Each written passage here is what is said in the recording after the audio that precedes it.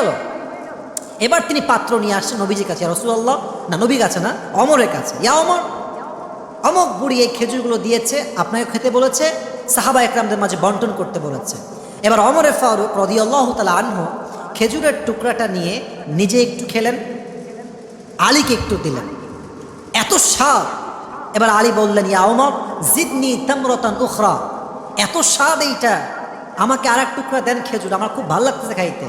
এবার ওমরে ফারুক বলছে, ইয়া আলী লাউ আন্না রাসূলুল্লাহ সাল্লাল্লাহু আলাইহি ওয়াসাল্লাম যাদাত লাজিদনা, যদি আল্লাহর হাবিব তোমাকে এক টুকরা বাড়ায় দিত তাহলে আমি ওমর তোমাকে আজকে এক টুকরা খেজুর বাড়ায় দিতাম। সুবহানাল্লাহ পড়বেন না আপনারা?